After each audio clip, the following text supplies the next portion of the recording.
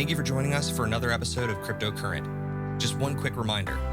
Cryptocurrent is a cryptocurrency and blockchain education platform that's bridging the gap between the curious newcomers who are just discovering the space and the thought leaders who are shaping its future.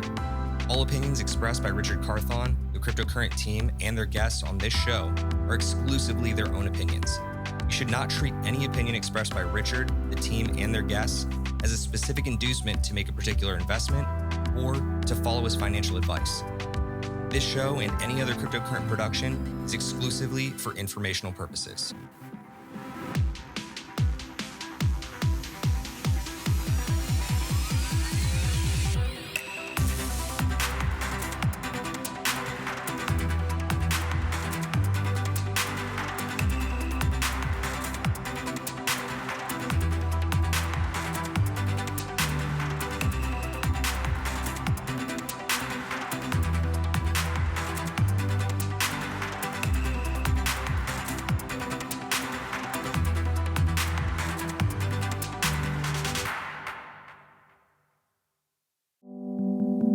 Hello, everyone. Welcome to another episode of Cryptocurrent. Your host here, Richard Carthon. And today I have a very special guest all the way out in Bangalore, India, working on a cool NFT project that I'm excited to learn more about. We have Deepanshu with AssetMantle. How are you doing today? I'm doing great, Richard. And great to be talking on the show. No doubt, man. Well, excited to learn more about you and everything you have going on. But first, let's learn a little bit more about you. Can you give us a little bit of background on yourself? Absolutely. Formally educated in computer science and engineering. Started my career off in fintech. Did multiple integrations on different kinds of payment instruments. Went at a deep end of how to utilize instruments like card payments and third-party gateway transfers, etc. And working on that and compliances, payment compliances as well, realized the potential of blockchain as a potential settlement layer with zero reconciliation. And that's how I dove into blockchains. I have been working on this technology since 2017. And in fact, have been working on the whole Cosmos tech stack, the Tendermint Core Consensus Engine, Cosmos SDK, even before the chain was live and even production ready. So over the years, have built multiple projects. I have been contributing to a lot of projects. So I started off from Comdex, and then worked on and built Persistence. Worked on P-Stake, and now a lot of this code, a lot of those capabilities and modules have packaged and presenting now as AssetMantle to the end user. That's really cool. So you have quite a robust experience, especially around the ecosystem blockchain of Cosmos. Now, I guess just stay there for a second. What was it about the Cosmos ecosystem that really piqued your interest and you decided to really explore and build upon this ecosystem? Absolutely. So when I was starting off, there were quite a lot of different options to build on. There was, of course, the Hyperledger tech stack, and Ethereum, of course, was then and even today very popular, the Ethereum Solidity tech stack. Then discovered a lot of different other solutions as well, like Waves with the Scorex consensus. And they're built on Scala, which piqued my interest a lot. But then saw the Tendermint Code DPoS-based consensus engine and the Cosmos SDK, saw the community. Then and even more so now, the robust technical community around it that were very focused on building and delivering the best architecture and product technically. To wrap it all up, the cherry on top was the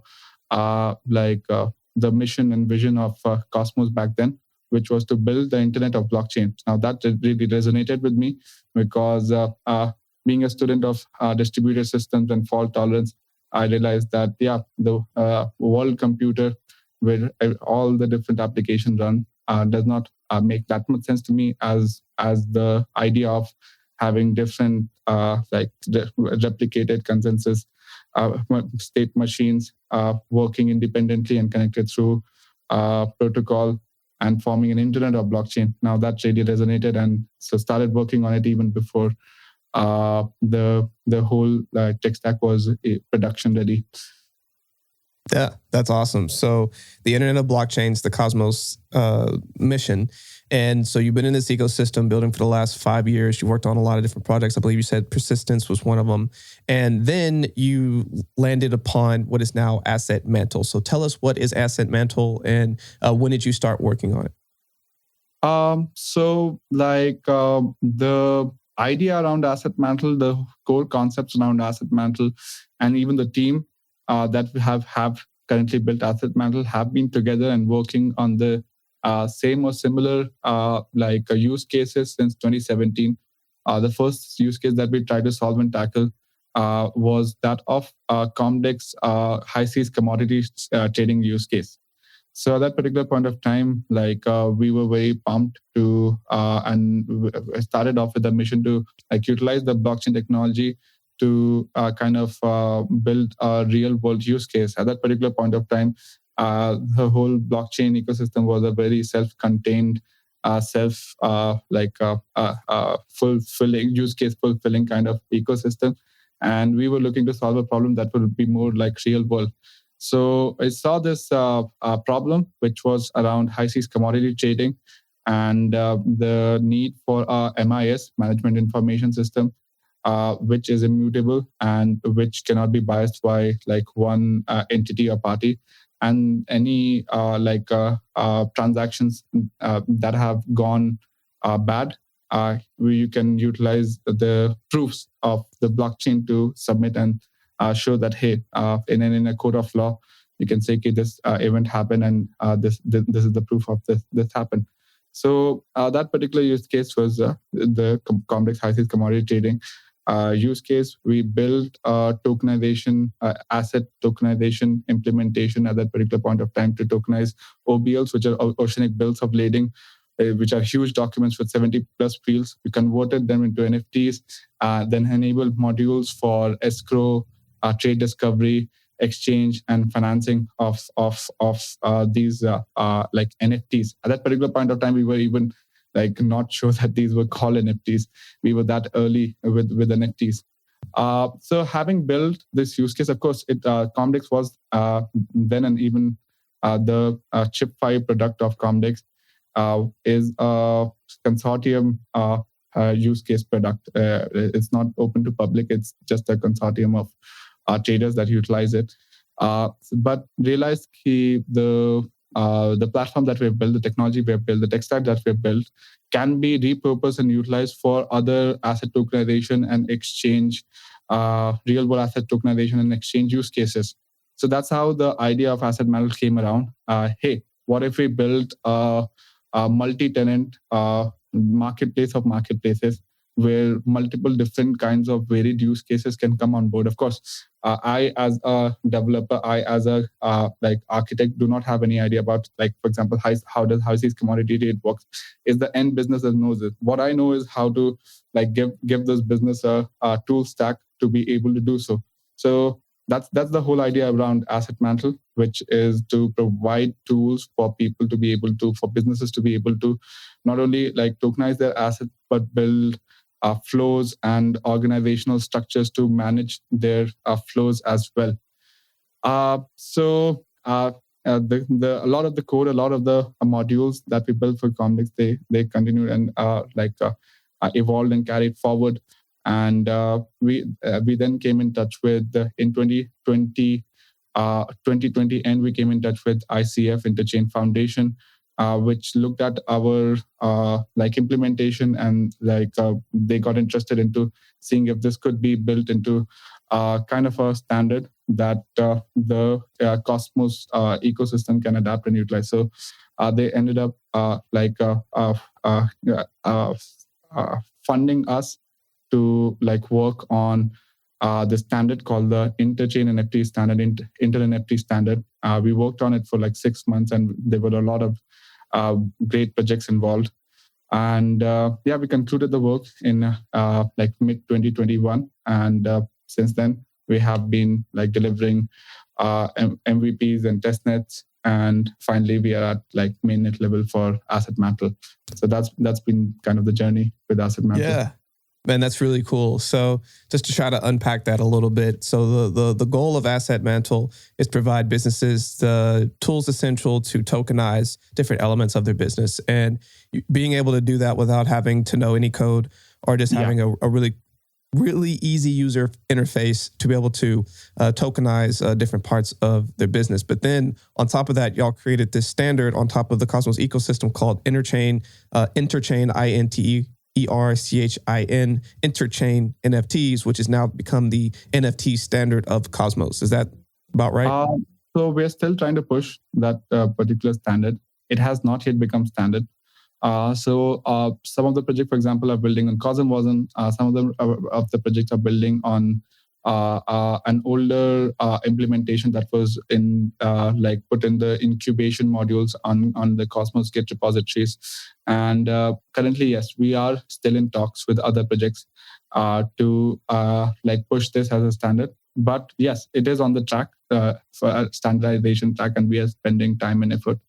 And it's one of our like goals and missions to like have it be adopted as a interchain NFT standard, which is which allows NFTs to flow through and participate in applications across the Cosmos like interchain connected like ecosystem. Yeah, which is really cool. So good luck with keeping to push that forward and becoming potentially the standard of the Cosmos ecosystem. But as I'm looking on AssetMantle, I see some of the options, which include exploring verified NFT collections, building your own customizable stores. Can you kind of explain, like, what are some of the different utilities and ways that AssetMantle is being used by your users today? Yes, absolutely. So like although the like AssetMantle modules and interNFT standard allows for like very like complex flows and asset tokenization implementations to be implemented as a project, we are coming out with the first and the most simplified use cases that this particular tool set could enable, which currently is focused towards like art and collectible creation. So the first set of like front end that we have exposed is focused around mainly 4 utilities. So the first utility is what we call interchain identity. So what this enables for the users to do is hold their NFTs in wallets that are connected to their identities and authenticated through their keys, cryptographic keys that are rotatable, rather than directly have the cryptographic key maintain the wallet. So what this allows for is it just makes it easier for the Web2 clientele, Web2 users to get onboarded on top of the platform and get KYC if required, or stay anonymous if the identities allow for both. And in scenario that they end up losing their seeds, or they'll end up losing the device on which the seeds were put, they're able to rotate the keys and they never lose the access to their whole account. What it also allows for, and this is one of the big theses as well, is that the value of NFTs is not just determined by their speculative value, but as well, or even the content and art inside the NFTs, but also based on the social aspect, which is who was it that created it, who was it that owned it, right? And what was the chain of ownership? So, for example, if an NFT was owned by, let's say, Vitalik Butrin's identity once in the chain of ownership, now that is something that from the social aspect gives it value. So, yeah, that's the first big aspect, which is the identity aspect, which is the social aspect that this platform enables. The second aspect is the singular wallet aspect. So currently, like majority of the NFT projects are built on a smart contract-based implementation. Now, the thing with this implementation is that each one smart contract is responsible for and takes care of the ownership of the of NFTs by your wallet.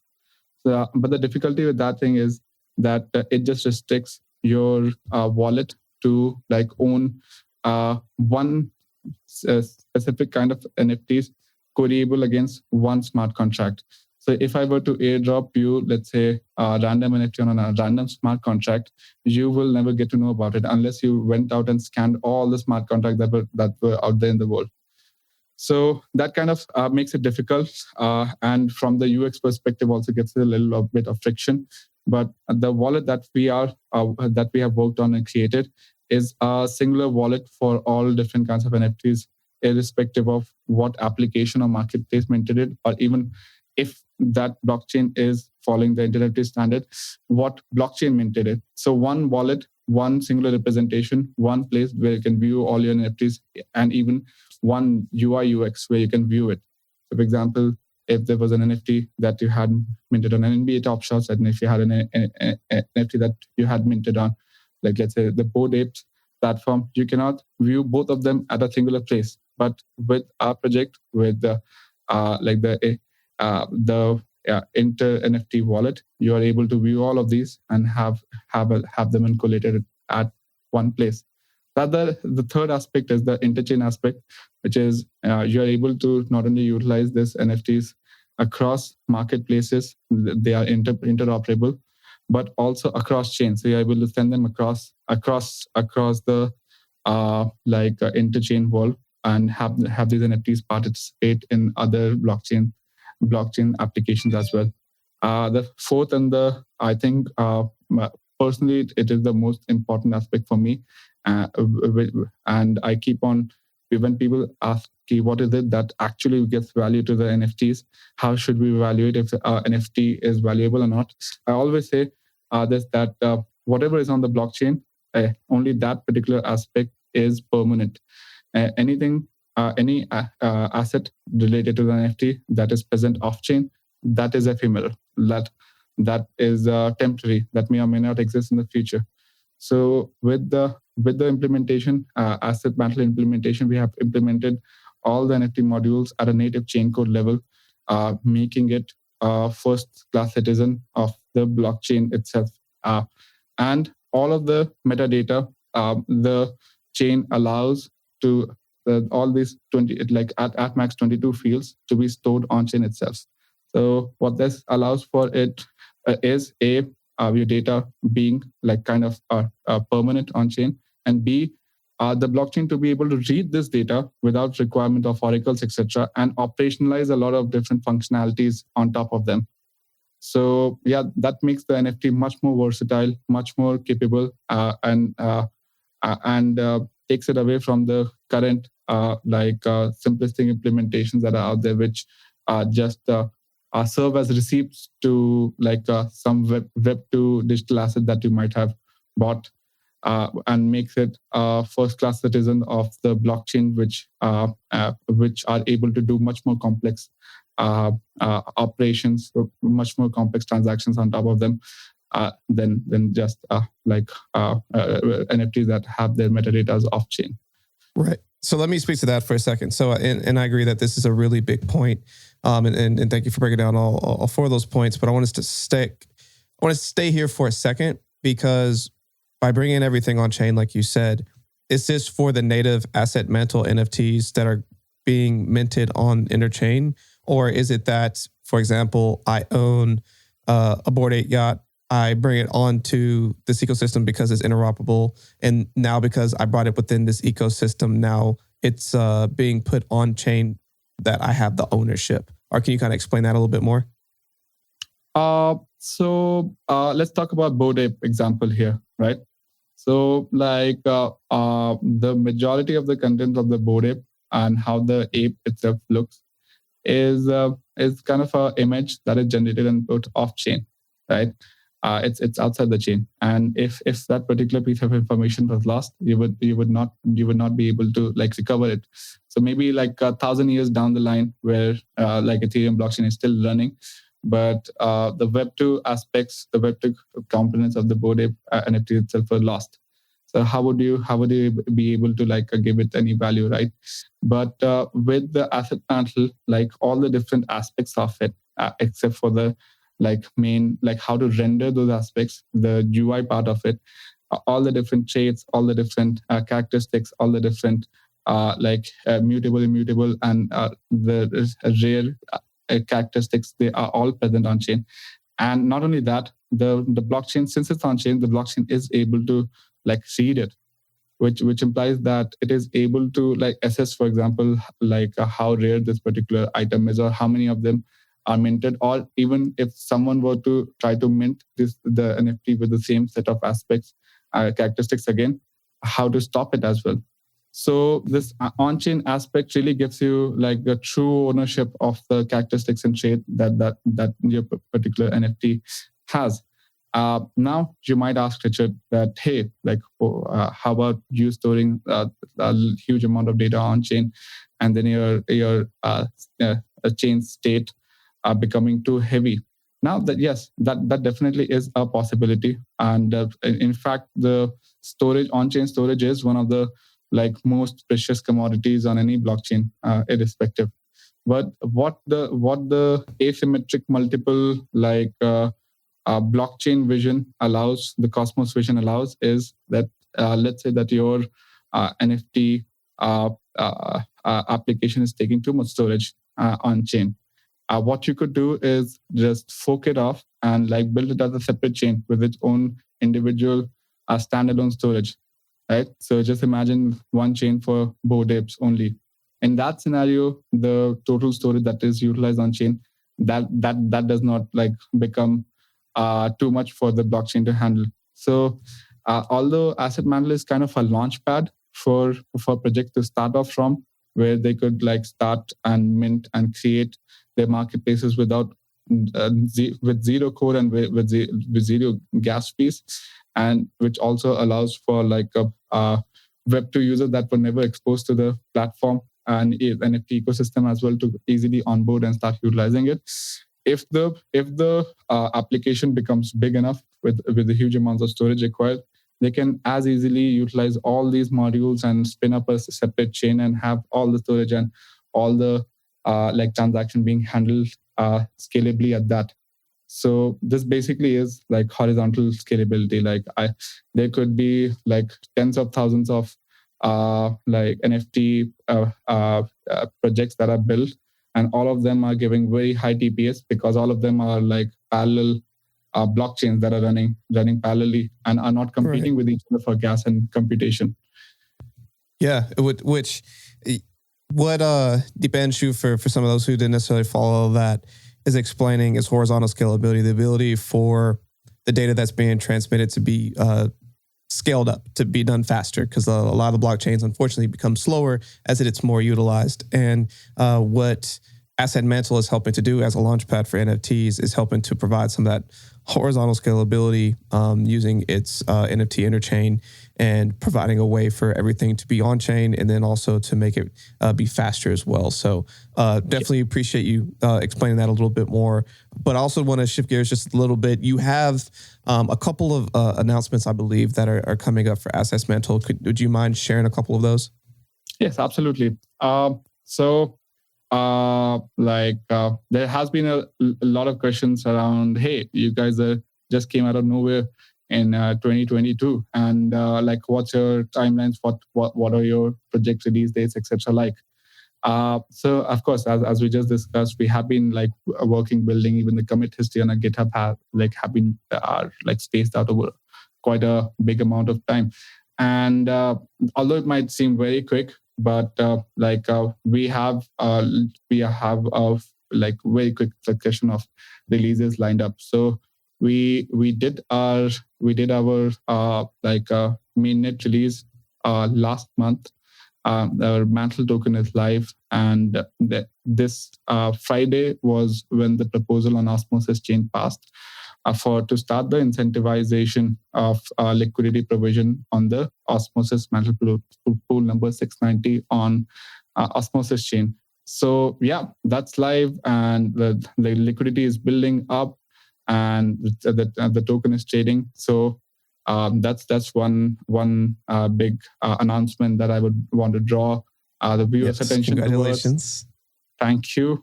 The secondary big announcement is our marketplaces, and the Genesis Creators Preview is launched as well on marketplace.assetmantle.one. So the viewers that are excited to see what kind of projects are going to be coming as Genesis projects on top of AssetMantle, they can head over to marketplace.assetmantle.one and see the collections and the artists that are coming on board and the projects that are coming on board. Following that, we're going to have a chain upgrade and introduce the identity module and start minting identities for the end user. Following that, we're going to do the NFT mints. Right now, there would be just like lazy mint and whitelisted sales. 4 weeks down the line, we're going to do the on-chain mint. Following that, we're going to do the marketplace-based listing and exchange of these NFTs. So all of that is in line. All of that are coming in a quick succession of releases. And yeah, that's what I would want to draw. Those are two really big announcements. Congratulations on both of those. For those listening who are interested, make sure you go and participate and check them out. And one other thing I wanted to bring up real quick is the concept of being able to use NFTs as a hedge potentially with all the current market conditions going on right now. Before the show started, we were kind of like diving into just what's been going on with the market. Of course, one of the biggest headlines right now is Terra Luna UST situation. We're not going to get into that today, but people are starting to look at, what can you start doing within the crypto markets as a hedge? And you brought up NFTs. So can you kind of expand on that a little bit? Yes, absolutely. So we are definitely in turbulent times with respect to the markets, not only crypto, but like the world economic indicators are also showing a little bit of turbulence. And in this market, I would say NFTs definitely initially did take a hit with respect to their market pricing and the trading volumes.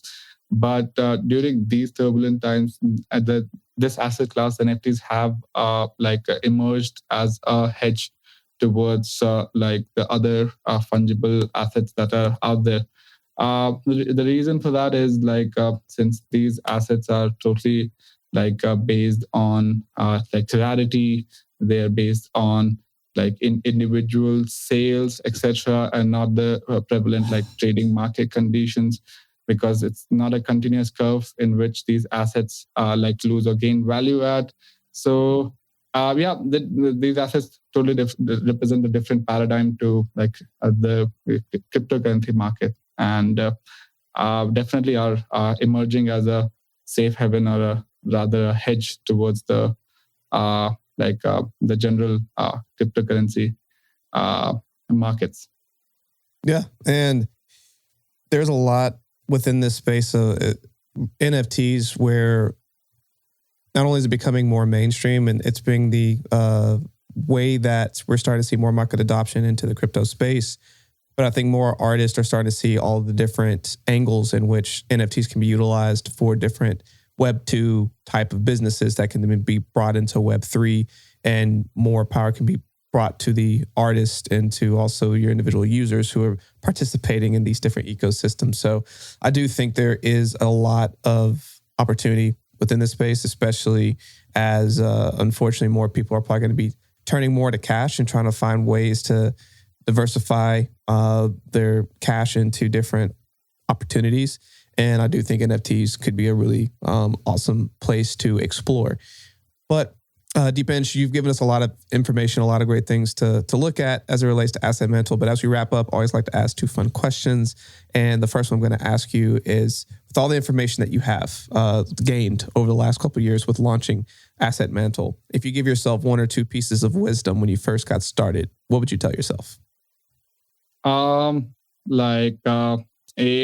guess initially we were kind of too early with the NFTs. We went out with this project try to go out with this project in 2020s to gain validation to with respect to VC funds and like other funds as well.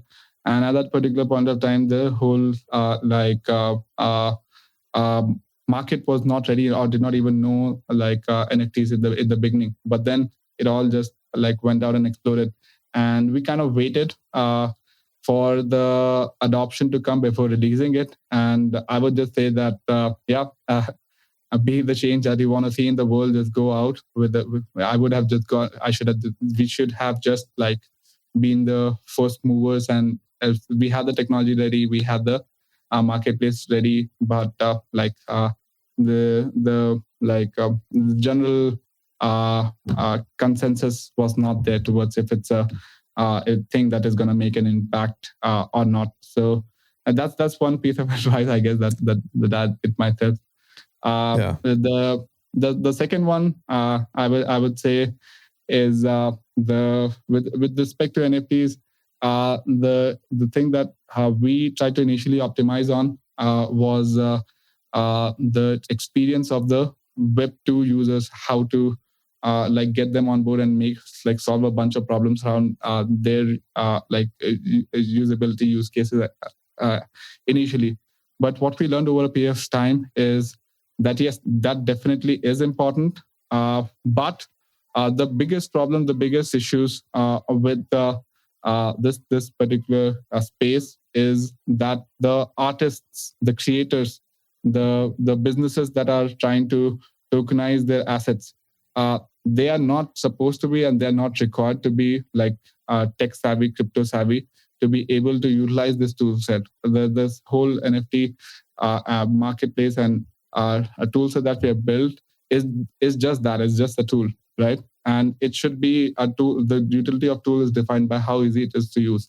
So that's one piece of advice that I would want to give myself early on. That the first optimization with respect to usability is and should always to be towards the creators, the businesses that are trying to utilize this technology. And it should be kind of like how a person trying to deploy a website, for example, today does not have to know about how cloud works. The whole concept of cloud is just out there, and you just deploy, and it's easy as that, right? So the whole NFT platform should be easy enough for anyone to just plug and play, pick up and start going. Absolutely. Yeah. So lesson number one, be bold, and if you see a market opportunity, go for it. Don't wait for the conditions to change so that you can then go into it. Then the second is always have the user experience first and who you're building for, and making sure that it's very easy for them to come on and use your end product. So I think those are two really good concluding thoughts. But as we wrap up here, what is a final thought that you want to leave with all of our listeners today? I would definitely want to discuss a little bit about metaverse. And over the past week, a lot of people have asked me, past few weeks, a lot of people have asked me that was the difference between a video game and a metaverse. And I think, and that made me think, and that's actually has been the motto of AssetMantle as well, which is redefining digital asset ownership. So the difference between a video game and a metaverse is how valuable and how introducible or how exchangeable, fungible, tradable those assets that you earn, that you put your hard work and sweat in the video game, and are. If the ownership is redefined, if the way that you own, and if you're the way that you are permissionlessly able to exchange this asset is the overall a difference. So going forward, I guess just owning the physical assets in life that we gave the maximum amount of, attributed the maximum amount of value to. I think the digital asset ownership is something that is gonna be fundamentally redefined, changed. And with respect to NFTs and art and collectibles, is just the beginning. And we are gonna be seeing huge different kinds of asset being tokenized, and us giving way different weightage to owning and having a good portfolio of digital assets on our portfolios. So yeah, that's one thought. I think that is a good final thought. So for all those out there, the metaverse is coming. The more you can get these digital assets and be preparing for this next frontier, the better off you're going to be as we head into this next decade. But Deepanshu, thank you so much for spending all the time that you have with us today and for dropping all the knowledge. What are ways that people can learn more about AssetMantle and also connect with you? The best way to go down this rabbit hole is through Twitter, I would say. That's where we are most active at. So our username is AssetMantle there, and the bio has a link tree which has all the different links to join different communities and chat groups, etc. So yeah, I would say Twitter, AssetMantle Twitter is the way. Excellent. And we'll also make sure to share that link in the show notes. And also you can go to AssetMantle.one, which is their website, to get more information there. So again, everyone listening, thank you so much for spending some time with us today. Deepanshu, thank you for sharing all of this amazing information. Everyone listening, stay cryptocurrent.